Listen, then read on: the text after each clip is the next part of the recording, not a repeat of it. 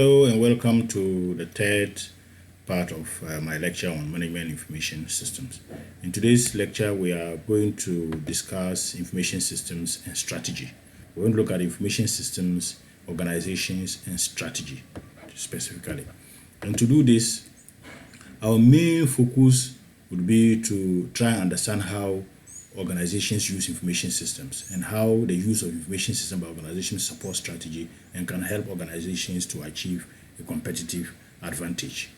To do that, we'll try our best to understand what we mean by an organization by looking at the behavioral approach to understanding what an organization is and the technical approach. Our understanding of what an organization is would also be shaped by our understanding of the critical features of an organization and how organizations and information systems shape each other. So I'm hoping that by the end of the lecture, we should be able to identify and describe the important features of an organization that managers need to know about in order to build and use information systems successfully. We'll also try to demonstrate how some competitive forces model developed by Michael Porter can help companies to develop competitive usage of information systems. And in the last part, we'll try and explain how the value chain model and the value web model will help businesses to identify opportunities for strategic information system use and strategic information system applications. Okay. So going forward, I would like to start this lecture by first of all trying to let us understand what we mean by an organization. And to do that, let me skip a bit. What is an organization? An organization typically can be seen from two perspectives, the technical perspective and the behavioral perspective. So in the first definition of what an organization is, we refer to an organization as a formal social structure that processes resources from its environment to produce outputs. With this particular perspective of what an information system is, we are basically looking at as an information system as some sort of a system. So that this system, which is a formal social structure, accepts the processing of resources from the environment. It changes these resources into outputs and puts it into the environment. We can also look at it as a formal legal entity with internal rules and procedures as well as a social structure. From the behavioral perspective, we will consider an organization as basically a collection of rights, different kinds of rights, privileges, obligations, and responsibilities that are delicately balanced over a period of time through the process of conflict and conflict resolution.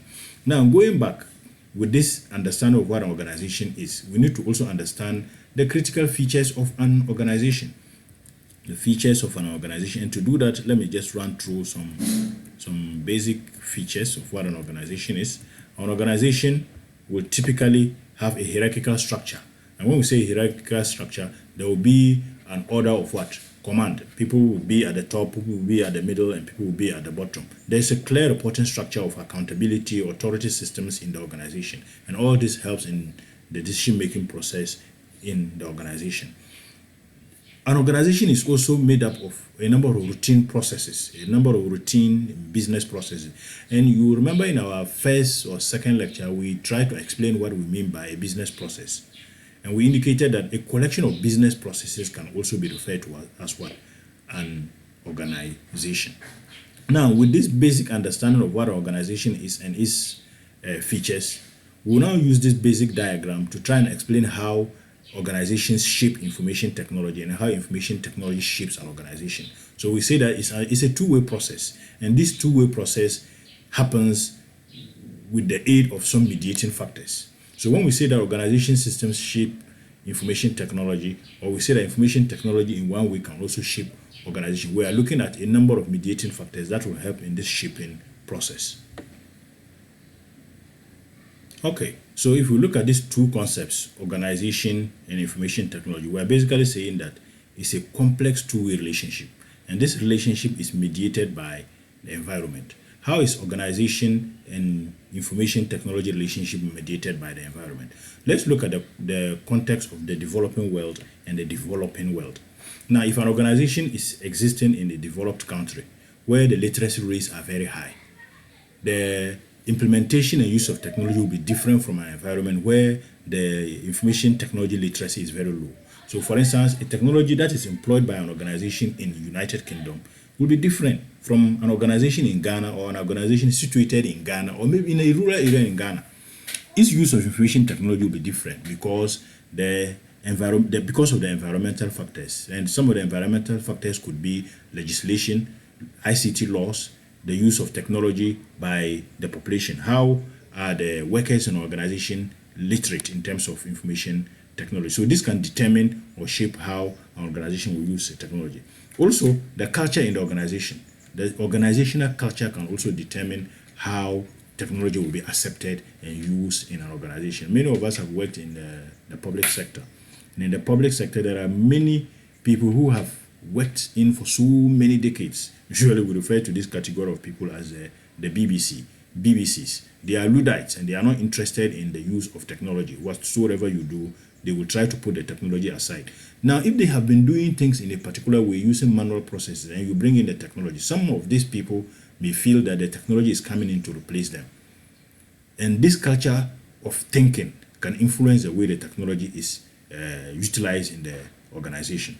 Another is a structure. Let's consider organizational structure. If I have a one-man business or a sole proprietorship, or I'm in a partnership, our use of technology will be critically different from the use of technology in a publicly listed company. Also, the business processes. If the business processes in an organization are not very complex, the sort of technology they will use will be different from the sort of technology that will be used by a very complex manufacturing entity.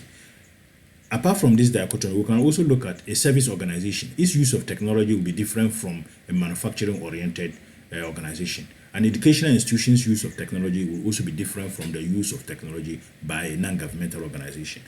It is simply because the business processes, the structure in the organization, the culture in the organization are completely different. So, and this will shape the sort of technology they would want to use. The politics, internal politics in an organization can also shape the sort of technology that is introduced into the organization, as well as the top hierarchy.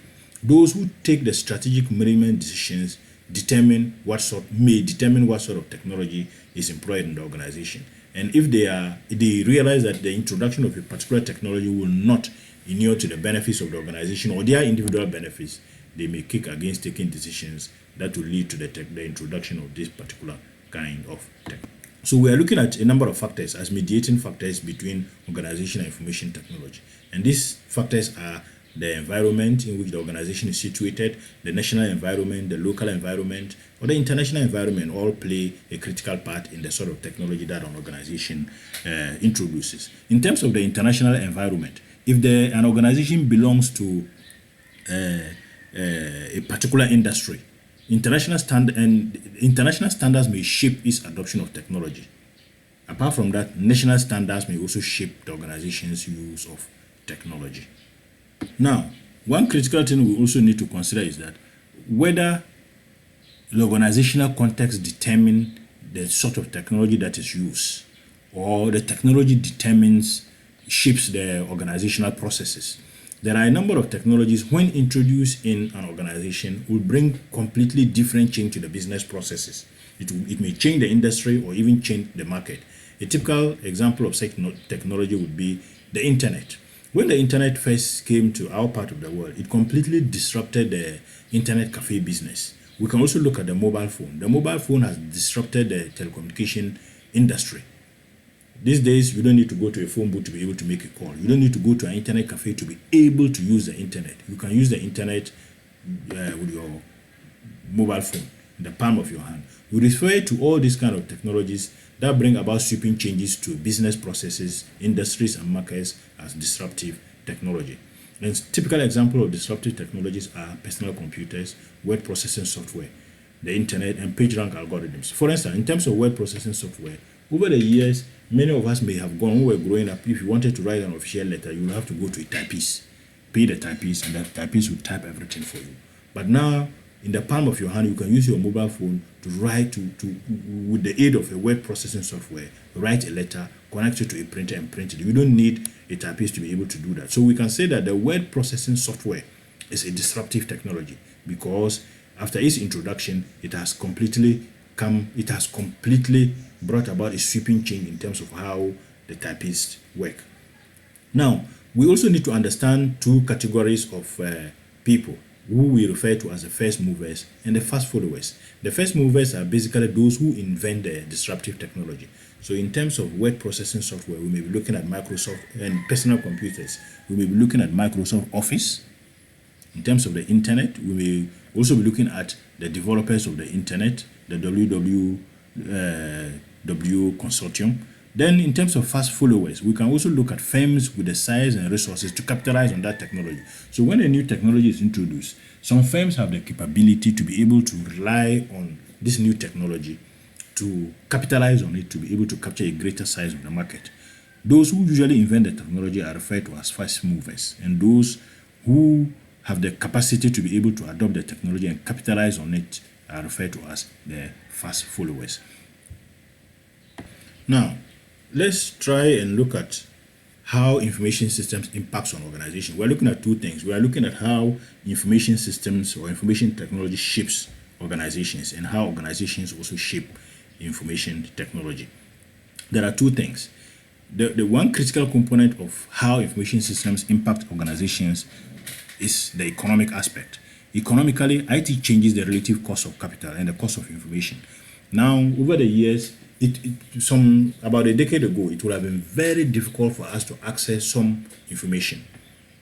We will have to go into the library, for instance, go through several tons and tons of books to be able to come across the sort of information we need. And sometimes, to the sort of research we would have conducted to arrive at some conclusions would have been very difficult, and it would have costed us so much amount of money.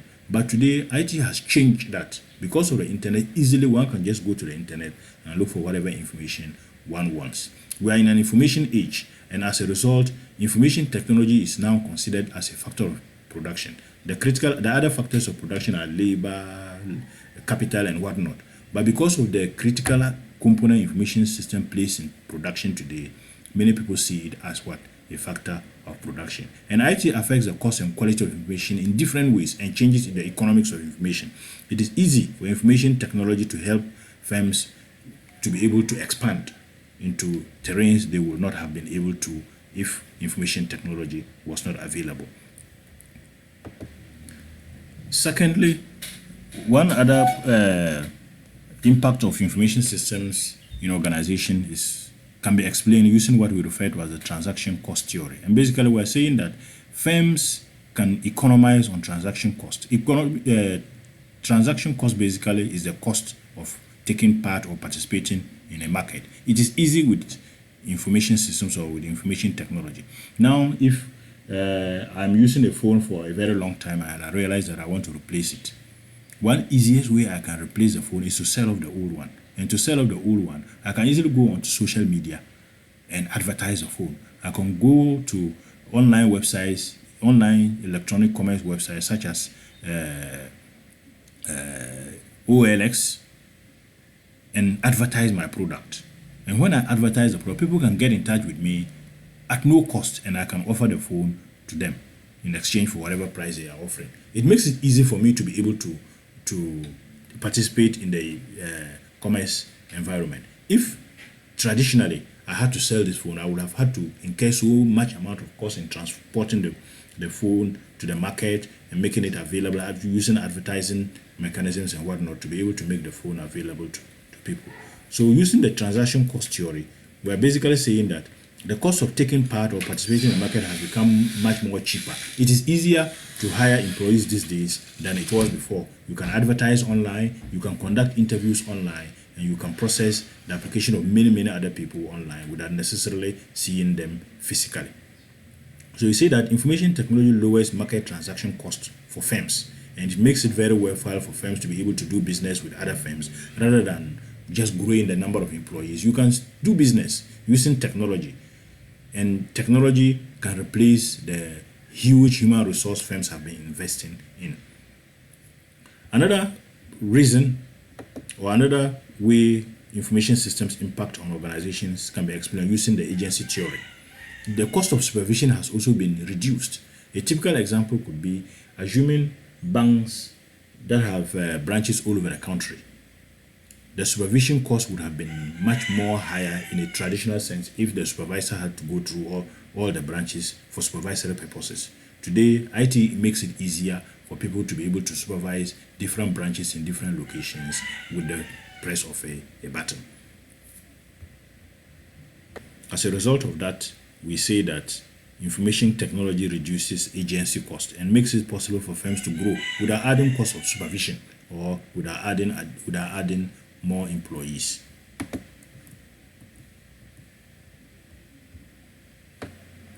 Still on agency cost, and still on how information system impact organizations, we can look at the organizational and behavioral impacts. And one of such impacts is how information technology is flattening the organizational structure. Decision making is no longer so much hierarchical.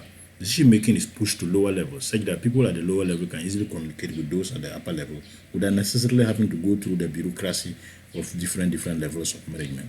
And fewer managers are needed in that instance because IT enables faster decision making and increases the span of what control. So a typical example of it can be seen in the first diagram, a traditional hierarchical organizational structure with many levels of management. But when IT is introduced, the organizational structure is flattened by removing the several layers of management, such that those at the rank and file can easily communicate with the middle level management or the top level management. Yeah, so the internet and organizations. The internet increases the accessibility, storage, and distribution of information and knowledge for many organizations. And internet greatly lowers the transaction cost and agency cost, which I have explained earlier. Now, if an organization wants to introduce technology in an organization in technology, what are some of the factors it needs to consider in planning a new system? Some of the factors may be the environment, some of which we have indicated as what the mediators between organization and technology. So the environment is critical, the structure is critical, whether it's hierarchical, it's whether the processes are routine, what kind of business processes are you engaged in, what is the culture, what is the politics in the organization, what are the type of organizational style. All these things influences the sort of new system an organization should introduce. So in order to understand this easily, we need to look at the two dichotomies, the organization and the information technology or information system, and the mediating factors. And the mediating factors, which we discussed earlier, determine how a new system should be brought into the organization. Okay, so with technology, the question I want to ask is, how can, with the aid of technology, how can one organization do better than other organizations? And to do that, I want us to look at how we can use information systems to be able to achieve what? A competitive advantage. And the critical question we intend to answer in this particular section is, why do some firms become leaders in their industry? Or why do some firms do better than other firms? To be able to do that, we will rely on Michael Porter's competitive forces model. And Michael Porter is a marketer, and he developed some 5 competitive forces. And these competitive forces shape or determine the fate of the firm. And these competitive forces are traditional competitors. And the traditional competitors are basically who are already in the industry with the existing firm. And then we also look at new market entrants. And the new market entrants are those who are interested in taking part in the industry or joining the industry. Then the organization, as it is in the industry, is offering some products or services. So if there are traditional competitors, the traditional competitors may also offer similar products which are substitutes, or they may offer similar services. Then in the industry, different organizations are competing for probably the same customers. So the customers are a force to reckon with, as well as the suppliers. In looking at the diagram, there's an interesting part to it. And the diagram, the oval is surrounded by 4 competitive forces. But you realize that within the oval, the firm is indicated alongside the competitor. And the competitor is also a force. So we have, what I'm basically saying is that we have this as one force, this another force, 3, 4, and then 5. And the question I want to ask is, why is it that the firm and the competitor are lumped together? The firm and the competitor are lumped together because they exist on equal footing. They are in the same industry. And because they are in the same industry, they put them together. So they are faced by the same force. So all the other forces will affect the firm and its competitors. And how they employ technology will determine how each of these firms will do better than each other. So what we're going to do in the next slide, the next slide is to look at the different ways the competitive forces model can be used by firms to do better than other firms by leveraging on technology. Okay, so we take the first one, and the first one is traditional competitors. The traditional competitors are firms that are already existing with the other organizations that are already in the industry with the firm, and all firms share market space with its competitors who are continuously devising new ways, new products, and new services, different strategies in order to do better than their competitors, and they can leverage on technology to be able to do that. The other is new market entrance. Some industries have high barriers to entry. For example, computer chip business. New companies have new equipment, younger workers, but little brand recognition. Let's take a look at the telcos. When the traditional competitors were MTN, Vodafone, and Airtel, and Glo was a new market entrant that wanted to come into the industry. Glo was a new market entrant, and we are all aware of the struggle Glo went through to be able to enter the market. So there may be barriers to entry that may prevent it from entering, or its competitors can use technology to be able to do better than it. In that way, it will be able to crowd the new entrant out. Another is substitute products. Substitute products or substitute customers might use, their product customers might use if the prices become too high with their competitor. So there's always an easy switching cost. In terms of cost, if your cost goes high, customers are going to look at alternative competitors who offer the product or services at a cheaper cost.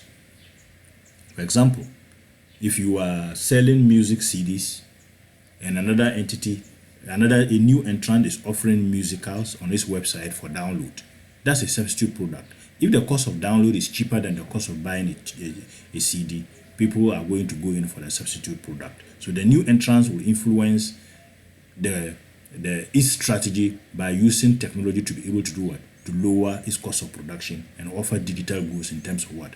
Audio music or digital audio music. We also have customers, and customers can easily switch to competitors' product if they realize that it is cheaper, it is of quality, and whatnot. Then there's also suppliers. The market power of suppliers can determine whether a firm will raise its prices, and if it raises its prices, the price increase will affect customers, and customers can easily switch. So we are basically saying that given all these five forces, traditional competitors, substitute products and services, new market entrants, customers, and suppliers. If an industry or a firm is faced with these competitive forces, employ technology and is able to do better than its competitors, there are several strategies the firm will take. So basically what I'm trying to explain is that based on the five forces that the firms and its competitors will face, there are a number of strategies they will have to take in order to stay competitive. We will refer to it as 4 generic strategies that the businesses can employ. And these strategies are enabled by what? By using IT. And they can do that by employing IT to ensure that their products are of low cost. So they can be the organization that offers, or the firm that offers, low cost leadership. All their products are cheap because of their use of what? Technology. In that way, they'll be able to do better than others. Another alternative is that they offer a unique product, and this product is completely different from what their competitors, new market entrants are offering. Or alternatively, the firm can decide to use technology to concentrate on a particular market area that has not been explored by other competitors. In that case, it can do better. Another way is to deal with their customers and suppliers in a very intimate way, in a very close way, handle their customer feedbacks, and always respond to customer concerns in a very prompt and reliable manner. In that way, they will also be able to do better than their competitors. In terms of strengthening customer and supplier intimacy, the common technology that a firm may rely on will be a customer relationship management system. A customer relationship management system can be employed to be able to do better than competitors. So these are now the main points I have discussed. The low cost leadership can produce products and services at a lower price than their competitors. Then we also have what we refer to as product differentiation. This will enable new products or services, and greatly will change customers' convenience and experience. Then we also have focusing on the market niche, which involves the use of information systems to enable a focused strategy on a single market area that has not been targeted by other competitors. Then also strengthen customer and supplier intimacy by using information systems to develop very strong network ties or strong ties and loyalty with customers, so that there will be repeat purchases. They will come back and buy more of your products. The next part of our lecture I want us to look at is how technology can be used to improve the value chain. And the value chain basically refers to the series of activities that a firm engages in to add value to its products or services. And they are usually divided into two. The value chain consists of two main activities: the primary activities and the support activities. The primary activities are basically the direct activities that changes the cost of the raw materials into finished goods. And the support activities are the marketing, administrative, payroll, and whatnot activities that are also critical. So the value chain basically highlights activities where competitive strategies can best be applied. And we can do that, we can understand that better by looking at this diagram. So if you look at it carefully, the primary activities usually will involve when raw materials are purchased, and we refer to this particular stage as inbound logistics. And the purchase of raw materials can be supported by technology if you use an automated warehousing system. So you can have a warehouse where technology is employed and information system is instituted to make sure that anytime stock reaches a particular level, an alert will be sent to the suppliers. In that case, you don't have to wait. The organization will not have to wait until everything in the stores are completely drained before they now start requesting for products to be shipped. In that way, they will lose customers. But if there's an automated system such that suppliers are always alerted, then it will be easier for the sales process to continue or production process to be in a smooth flow. So we refer to this particular stage inbound logistics, the purchase of raw materials. And when the raw materials are brought into the organization, we have what we refer to as operations. This is where the raw materials are now turned into finished product through production. And we may have computer control machining systems in the factory that can help to automate the process of manufacturing. When the products are manufactured, they need to be sold. And we can have computerized ordering systems. We can put the products on our website, people can order, we can advertise on websites, people can see, and all these systems through a computerized ordering system, people will be able to order easily. And our system, when automated, will reduce cost whilst adding value to the product. Then when the products are sold out, it needs to be delivered. Some, if they are heavy duty equipment, we need to maintain it using servicing systems. We also have what we refer to as outbound logistics, the delivery of the product to the final consumer. Apart from these primary activities, we have what we refer to as the support activities. And the support activities consist of administration and management. And in administration and management, we can employ electronic scheduling and messaging systems. In human resource, we can employ workforce planning systems, payroll systems. In terms of technology, we can also employ computer-aided design systems to be able to help us design the products better. And we can also automate the procurement process by using computerized ordering systems. So at each step of the way of the value chain, value can be added by employing technology. And we can employ technology to improve on the primary activities, or we can employ technology to improve on the support activities, or we can employ technology to be able to improve on both processes. And that way, value is added to the product.